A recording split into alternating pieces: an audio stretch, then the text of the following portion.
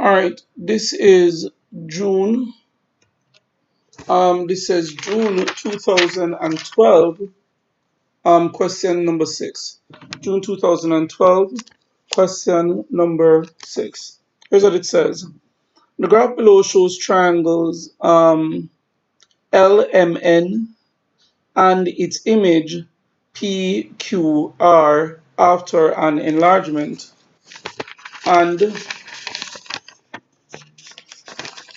we are to locate the center of enlargement using showing your method clearly. We're to locate the center of enlargement showing your method clearly. All right, here's what we're going to use.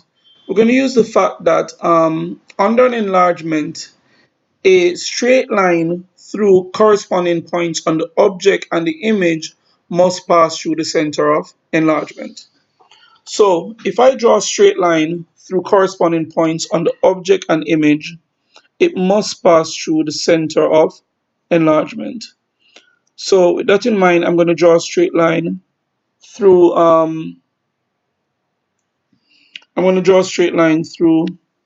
L and P.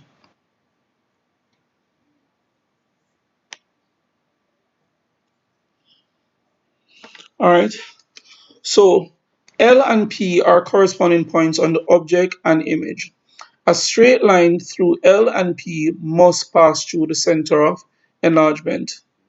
Now, um, N and R are corresponding points on the object and image. A straight line through N and R must also pass through the center of enlargement. So, in other words, anywhere these two straight lines intersect, that will be the center of enlargement.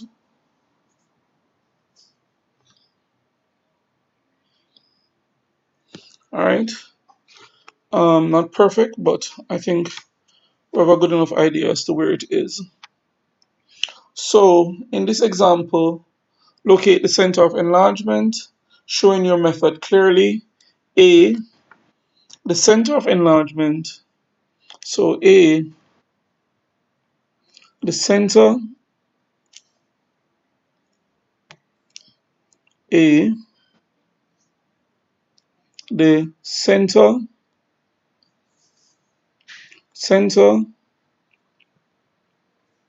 of enlargement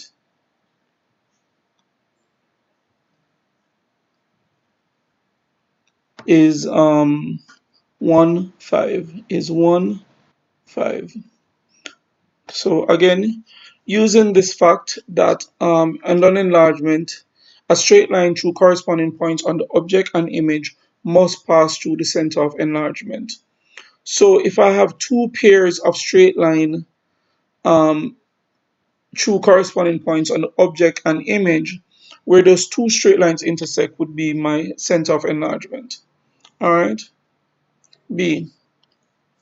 B says state the scale factor and the coordinate of the center of enlargement. Well, we already got the coordinate of the center of enlargement.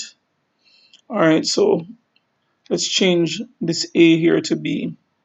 I'm guessing that in B, really all I wanted us to do is show how we got it. In A, to show how we get it. So B, we're stating it, and we need to know what is the scale factor.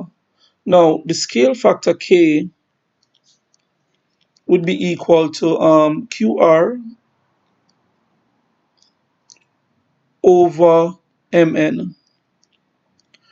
In other words, K is the length of one side on the image divided by the length of the corresponding side on the object. So QR and MN are corresponding sides on the image and on the object respectively. QR, the length of QR is 1, 2, 3, 4 units. So that's 4 units. And the length of MN is what? 1, 2 units. So it's 2. So the scale factor K is equal to positive 2. The scale factor K is equal to positive 2. All right. C. Here's what C is asking us to do. C says determine the value of the area of PQR over the area of LMN. Now, using this principle that K square is equal to the area of image divided by the area of object, we can simply say, therefore, the area of PQR, which is the image, divided by the area of LMN, which is the object, is equal to K square, which is 2 square. So this must be equal to 4. So the area of PQR over the area of LMN is equal to 4. It says draw and label triangle ABC with coordinates minus 4, 4. So minus 4, 4. This is the point A.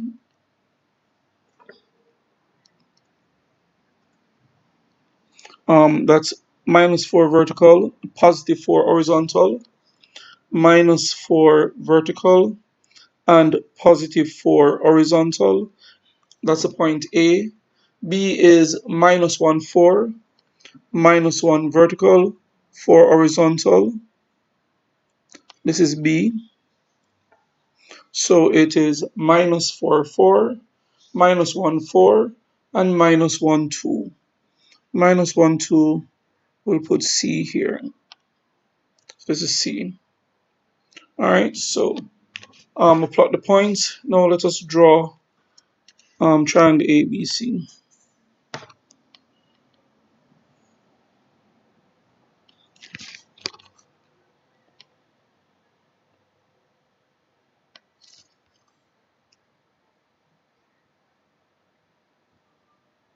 All right, so D was asking us to draw a triangle. Draw and label triangle ABC with coordinates. Fine, so we did that. Then now, the last thing says, E says, describe fully the single transformation which maps triangle LMN onto triangle ABC. So I want the single transformation is going to map this triangle to this triangle. All right. Well, to me, that looks like it's an anti-clockwise rotation. It looks to me as if it is an anti-clockwise rotation. The fact that you're moving from one quadrant to the next quadrant or to the alternate quadrant is telling me that the angle of rotation is 90 degrees. I would say that N and C are corresponding points. So N, which is 2, 1, becomes C, which is minus 1, 2. So that alone is enough evidence for me to say that E is triangle LMN is mapped onto triangle LMN is mapped onto triangle ABC by an anti-clockwise rotation